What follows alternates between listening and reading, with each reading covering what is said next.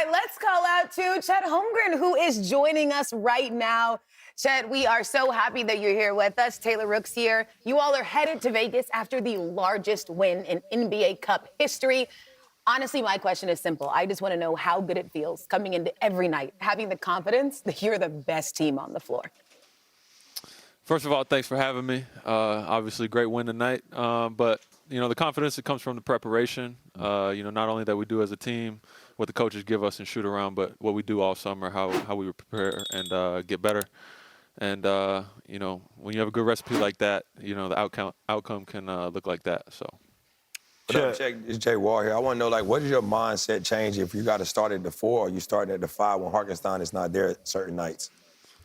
Really just understanding what the game looks like at each position and how they're guarding me. A lot of nights, even if I'm at the 5, I get, guarded with smalls and they're switching. So, I've played enough games now that I kind of understand how I'm going to be played, and from there I just kind of adjust my game.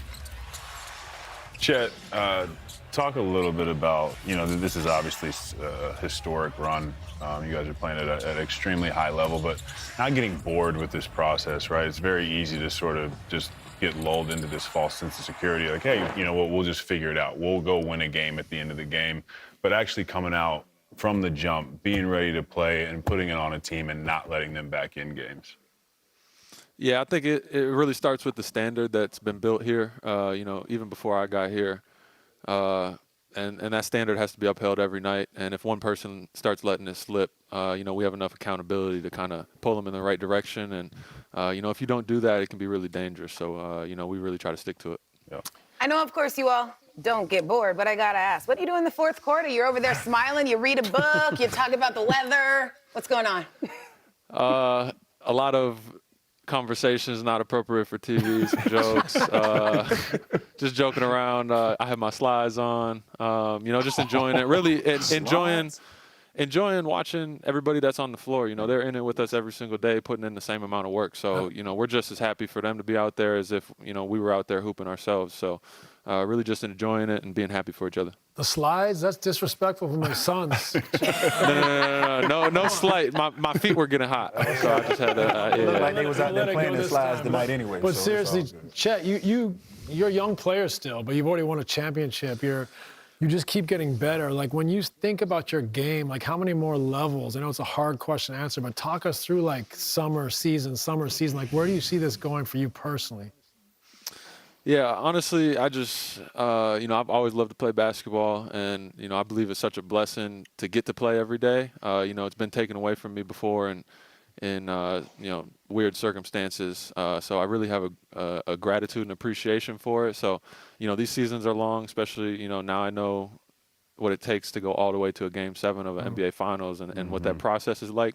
And it's definitely draining, it's taxing, but, I was just excited to get back after it this summer, get back in the gym and keep working on, what I need to work on. And, I definitely think those injuries helped me have a gratitude to really never kind of get drained from getting to go out and play.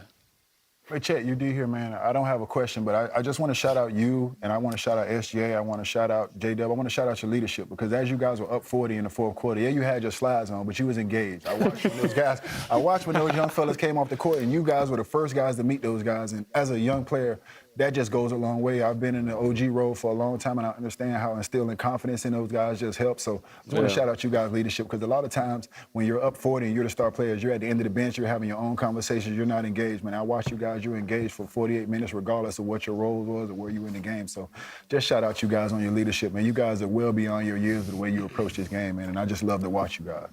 100%. First of all, I appreciate that, but I'd say let's give credit to all 17 of us. When we're out there at the beginning of the game, whoever's not on the floor is cheering the same way. So credit to them dudes. And then when it's our turn to do the same, it's really not even something to think about. Chet, of course, going back to Vegas after losing to Milwaukee in the Cup championship last season, how much of this NBA Cup run just feels like some unfinished business for you all? Obviously you never like to lose. You never play any game to lose. And, I'd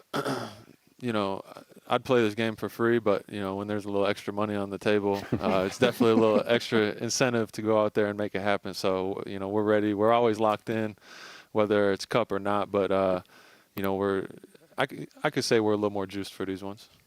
You know, I said losing in the same sentence with Chet, and his brain glitched. He was like, I don't know if you're right about that.